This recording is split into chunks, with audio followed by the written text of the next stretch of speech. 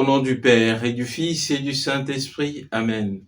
Seigneur, ne nous traite pas selon nos péchés. Seigneur, ne nous juge pas selon nos offenses. Que descende sur nous ta miséricorde. Évangile de Jésus-Christ selon saint Matthieu. En ce temps-là, les disciples de Jean le Baptiste s'approchèrent de Jésus en disant : « Pourquoi, alors que nous et les pharisiens nous jeûnons, tes disciples ne jeûnent-ils pas ?» Jésus leur répondit : « Les invités de la noce pourraient-ils donc être en deuil pendant le temps où l'époux est avec eux ? Mais des jours viendront où l'époux leur sera enlevé.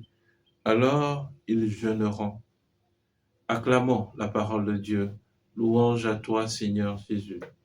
Bien-aimés de Dieu, paix et joie à vous. Les textes liturgiques de ce jour nous enseignent sur un des piliers essentiels du temps de carême. Ce pilier est tellement important qu'il donne parfois dans nos langues le nom au temps de carême. Oui, ce pilier, c'est le jeûne.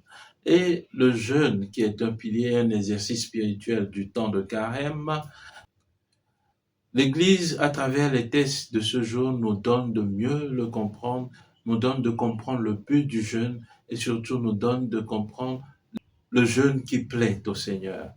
Dans la première lecture de ce jour, tirée du livre du prophète Isaïe, au chapitre 58, versets 1 à 9, le Seigneur, par la bouche du prophète Isaïe, enseigne le jeûne qui plaît à son cœur.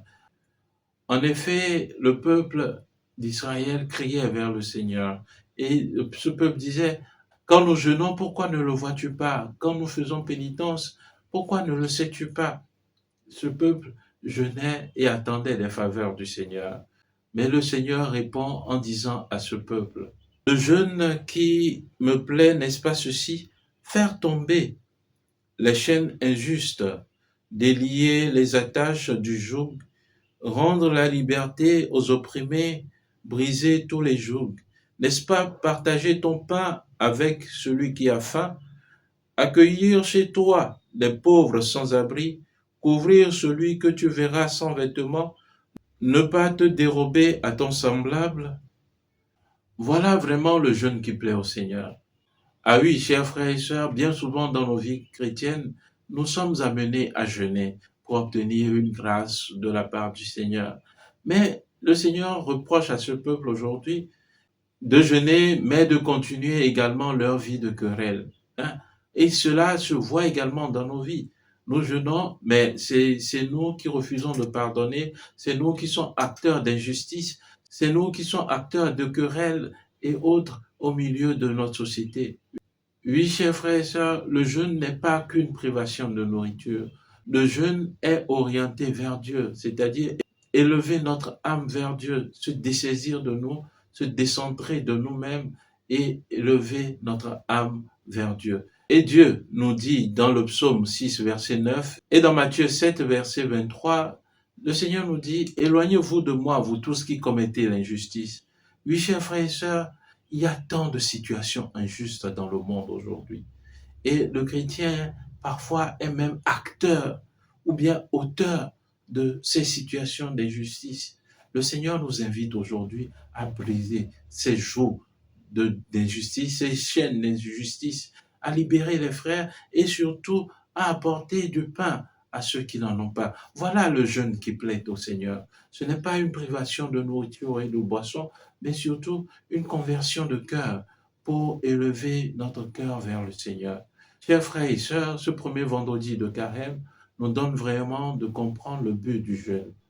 Bien souvent, nous jeûnons pour obtenir une grâce de la part du Seigneur. Mais aujourd'hui, le Seigneur veut t'obtenir toi-même.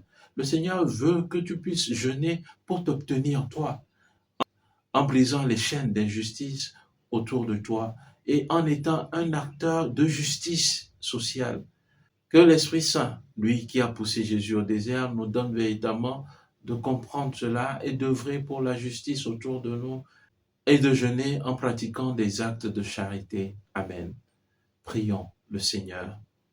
Dieu de miséricorde, que ton peuple ne cesse de rendre grâce pour tes merveilles, et qu'au terme de son pèlerinage sur la terre, fidèle aux observances transmises d'âge en âge, il puisse te contempler sans fin par le Christ notre Seigneur. Amen. Et que Dieu Tout-Puissant vous bénisse, lui qui est Père et Fils et Esprit Saint. Amen.